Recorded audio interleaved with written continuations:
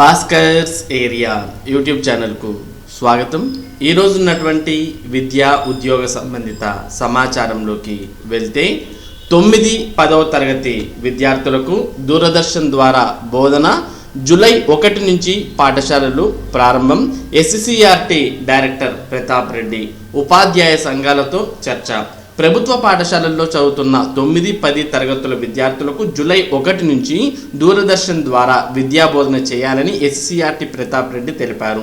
రాష్ట్రంలో గుర్తింపు పొందిన ఉపాధ్యాయ సంఘాలతో అకాడమిక్ క్యాలెండర్పై శనివారం ఉదయం 10:30 గంటలకు, గుర్తింపు పొందని సంఘాలతో మధ్యాహ్నం 3:30 గంటలకు విడివిడిగా చర్చలు జరిపారు. కరోనా వైరస్ నేపథ్యంలో జూలై 1 నుంచి 30 వరకు పాఠశాలలు తెరిచే ఆలోచన ప్రభుత్వానికి లేదని అన్నారు. కాబట్టి ప్రత్యేకంగా విద్యార్థులకు వర్క్షీట్లు ఇస్తే ఎలా ఉంటుందనే అంశంపై చర్చించారు. సప్తగిరి ఛానల్ ద్వారా ఆన్లైన్లో 9, 10 తరగతుల విద్యార్థులకు బోధన ఉంటుందని చెప్పారు.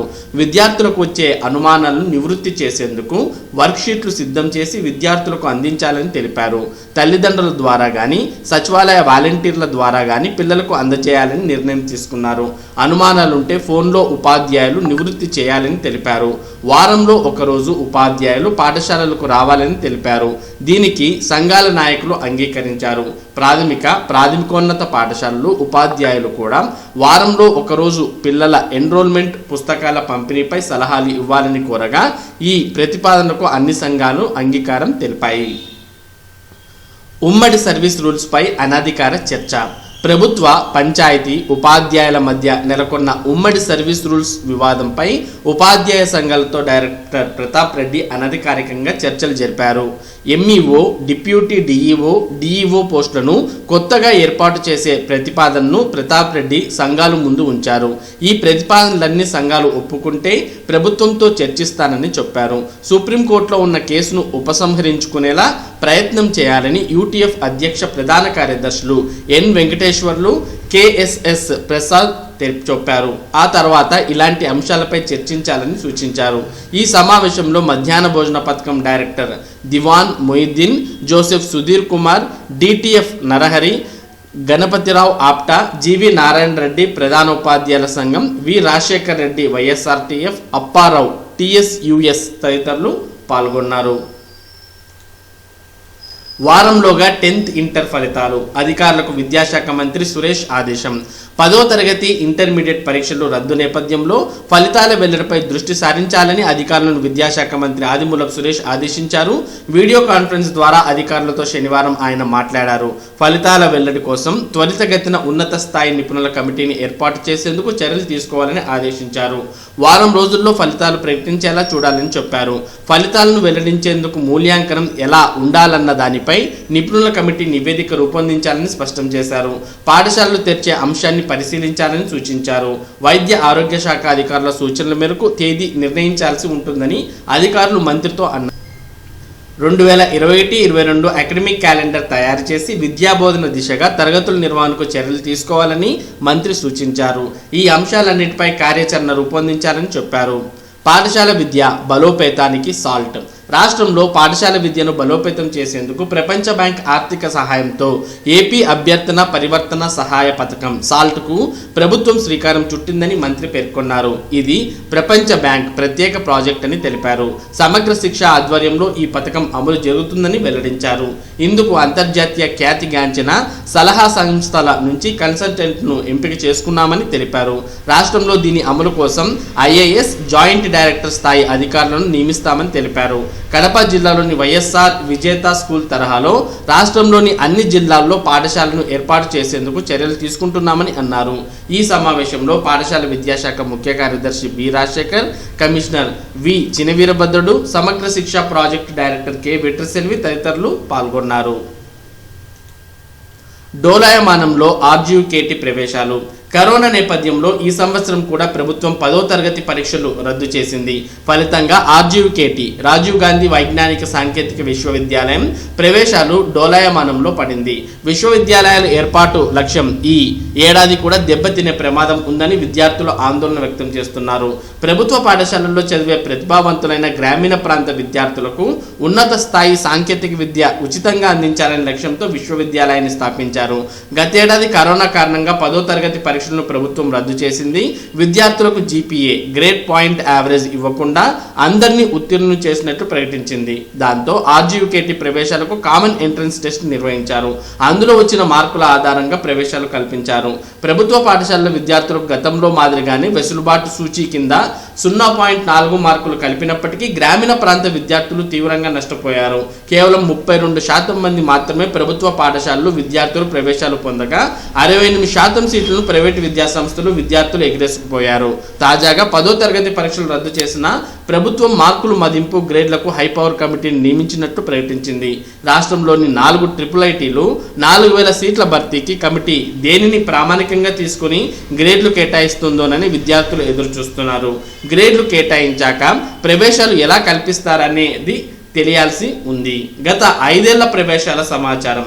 సంవత్సరం ప్రభుత్వ పాఠశాల విద్యార్థులు, ప్రైవేట్ పాఠశాల విద్యార్థులు 2016లో 83, 17, 2017లో 89, 11, 2018లో 93, 7, 2019లో 95, 5. కానీ 2020 సంవత్సరంలో 32% ప్రభుత్వ పాఠశాల విద్యార్థులు ఉంటే 68% ప్రైవేట్ పాఠశాల విద్యార్థులు ఉన్నారు. కాబట్టి ఇక్కడ మరి RGUKTలో ప్రభుత్వ పాఠశాల విద్యార్థులకు మరి అన్యాయం జరుగుతున్న విషయాన్ని మనం గమనించవచ్చు. అవుట్సోర్సింగ్ సిబ్బందిని కాంట్రాక్ట్ పద్ధతిలోకి మార్చాలి. రాష్ట్ర వ్యాప్తంగా KGBV అనగా కస్తూరిబా గాంధీ బాలిక విద్యాలయ పాఠశాలల్లో అవుట్సోర్సింగ్ పద్ధతిలో నాన్ టీచింగ్ సిబ్బందిగా పనిచేస్తున్న వారిని వెంటనే కాంట్రాక్ట్ పద్ధతిలోకి మార్చాలని AP Sarva Shiksha Abhiyan contract head outsourcing employees federation demand చేసింది. ఈ మేరకు ఫెడరేషన్ రాష్ట్ర అధ్యక్షుడు M. బాలకాశి శనివారం ఒక ప్రకటన విడుదల చేశారు. ప్రారంభంలో వీరందరినీ కాంట్రాక్ట్ పద్ధతిలో నియమించారని గుర్తు చేశారు. గత ప్రభుత్వం అనంతపురం, కర్నూలు, చిత్తూరు, ప్రకాశం తదితర జిల్లాల్లో కాంట్రాక్ట్ పద్ధతిలో ఉన్న నాన్ టీచింగ్ సిబ్బందిని అవుట్సోర్సింగ్ ఏజెన్సీలకు కట్టబెట్టిందని అన్నారు. ఫలితంగా ఆ ఏజెన్సీలు PF, ESI కట్టకపోవడంతో సిబ్బంది తీవ్రంగా నష్టపోయారని అన్నారు. ఈ ప్రభుత్వం కూడా వీరిని అవుట్సోర్సింగ్లోనే కొనసాగించడంతో నాన్ టీచింగ్ సిబ్బంది నష్టపోతున్నారని, ఇటీవల KGBVలో కాంట్రాక్ట్ సిబ్బందికి మినిమం టైం స్కేల్ అమలు చేసేందుకు జీవో 40ను విడుదల చేసిన ప్రభుత్వం దీన్ని అవుట్సోర్సింగ్ సిబ్బందికి వర్తింపజేస్తుందో లేదో తెలియక ఆందోళన వ్యక్తం చేస్తున్నారని అన్నారు. వెంటనే ప్రభుత్వ అవుట్సోర్సింగ్లో ఉన్న వారందరినీ కాంట్రాక్ట్ పద్ధతిలోకి మార్చి జీవోను అమలు చేయాలని డిమాండ్ చేస్తున్నామని అన్నారు. ప్రభుత్వం తమ సమస్యను పరిష్కరించకపోతే దశల వారీగా ఆందోళన కార్యక్రమాలు చేపడతామని హెచ్చరించారు. APPSCలో ఇంటర్వ్యూలు రద్దు, గ్రూప్ 1 సహా అన్ని ఉద్యోగాలకు వర్తింపు. ఉత్తర్వులు జారీ చేసిన రాష్ట్ర ప్రభుత్వం విధాన నిర్ణయాలకే సభ్యులు పరిమితం. గ్రూప్ 1 సహా మిగిలిన పోస్టుల భర్తీకి జరిగే ఇంటర్వ్యూలను, మౌఖిక పరీక్షలను రాష్ట్ర ప్రభుత్వం రద్దు చేసింది. ఆంధ్రప్రదేశ్ పబ్లిక్ సర్వీస్ కమిషన్ ద్వారా ఇకపై జరిపే ఉద్యోగ నియామకాలకు ఇంటర్వ్యూలు ఉండబోవని స్పష్టం చేసింది. పారదర్శక చర్యల్లో భాగంగా తీసుకున్న ఈ నిర్ణయం వెంటనే అమల్లోకి వస్తుందని ప్రకటించింది. ఈ మేరకు ప్రభుత్వ ప్రధాన కార్యదర్శి ఆదిత్యనాథ్ దాస్ శనివారం ఉత్తర్వులు జారీ చేశారు. ఇప్పటికే గ్రూప్ 1 మినహా మిగిలిన పరీక్షలకు ప్రిలిమ్స్ లేకుండా ఒకే రాత పరీక్ష ద్వారా అభ్యర్థులను ఎంపిక చేయాలని కమిషన్ ప్రాథమికంగా నిర్ణయించింది. ఇప్పుడు గ్రూప్ 1 సహా ఇతర ఉద్యోగాలకు ఇంటర్వ్యూలు ఉండబోవని ప్రభుత్వం ఉత్తర్వులు జారీ చేయడం చర్చనీయాంశంగా మారింది. ఆంధ్రప్రదేశ్ పబ్లిక్ సర్వీస్ కమిషన్ ద్వారా సుమారు 20 రకాల పోస్టుల భర్తీకి ఇంటర్వ్యూలు జరుగుతున్నాయి. రాత పరీక్షల్లో సాధించిన మార్కుల ప్రతిపాదికన ఇంటర్వ్యూలకు అభ్యర్థులను ఎంపిక చేస్తున్నారు. గ్రూప్ 1 ప్రభుత్వ జూనియర్, డిగ్రీ, పాలిటెక్నిక్ కళాశాలల అధ్యాపకులు, సంక్షేమ శాఖలు, ఆఫీసర్లు, గెజిటెడ్ ఇంజనీరింగ్, ఇతర పోస్టుల భర్తీకి ప్రస్తుతం ఇంటర్వ్యూలు జరుగుతున్నాయి. గతంలో VRO, గ్రూప్ 3 స్థాయి పోస్టులు భర్తీకి ఇంటర్వ్యూలు ఉండేవి. ఇటీవల వరకు గ్రూప్ 2 ఉద్యోగాలకు ఇంటర్వ్యూలు పెట్టారు. కమిషన్ పనితీరుపై వచ్చిన విమర్శల నేపథ్యంలో 2011లో అప్పటి ప్రభుత్వ ప్రత్యేక ప్రధాన కార్యదర్శి J. సత్యనారాయణ గ్రూప్ 1 సర్వీసులకు మినహా మిగిలిన వాటికి ఇంటర్వ్యూలను నిర్వహణను పరిమితం చేయాలని ప్రభుత్వానికి సూచించిన మేరకు పలు మార్పులు చేశారు. ప్రస్తుతం గ్రూప్ 1 ఉద్యోగాల భర్తీలో భాగంగా 75 మార్కులకు ఇంటర్వ్యూలు జరుగుతున్నాయి. RDO, DSP జైళ్లు, జిల్లా రిజిస్టర్, ఇతర పోస్టుల భర్తీకి ప్రిలిమ్స్, మెయిన్స్ నిర్వహించి చివరిగా ఇంటర్వ్యూలు పెడతారు. ఇలాగే ప్రభుత్వ కళాశాల లెక్చరర్ల పోస్టుల భర్తీకి ప్రస్తుతం ఇంటర్వ్యూలు జరుగుతున్నాయి. పరీక్షల్లో ఉత్తమ మార్కులు, ఇంటర్వ్యూల్లో వెనుకంజ.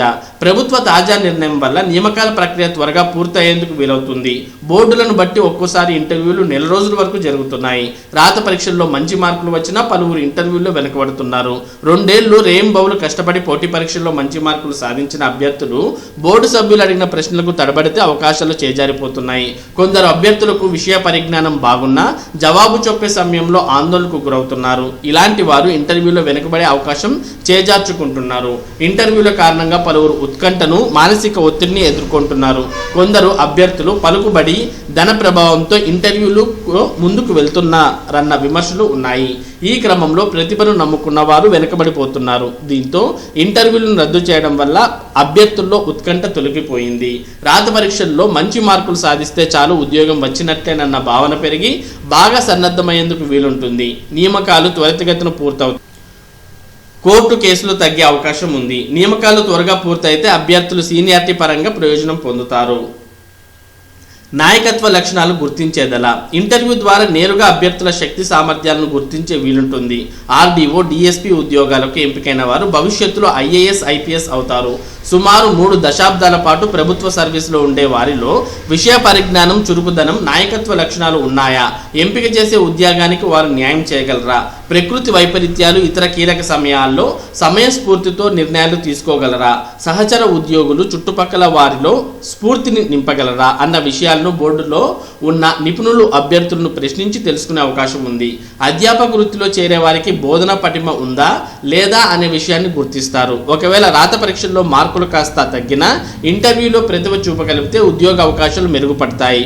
ఇలాంటి వారికి ఇంటర్వ్యూలు బాగా ఉపయోగపడుతున్నాయి.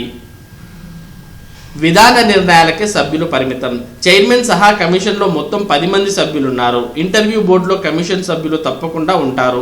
వీరితో పాటు సంబంధిత శాఖ సీనియర్ అధికారి, విషయ నిపుణుల బోర్డులో సభ్యులుగా ఉంటున్నారు. అభ్యర్థులను ఇంటర్వ్యూ చేసే అధికారం ఉండటం వల్ల సభ్యులకు ప్రత్యేక గుర్తింపు ఉంది. తాజా నిర్ణయంతో కమిషన్లోని సభ్యులకు అధికారాలు పరిమితమయ్యాయి. ఇకపై వీరు విధానపరమైన నిర్ణయాలకే పరిమితం కాబోతున్నారు.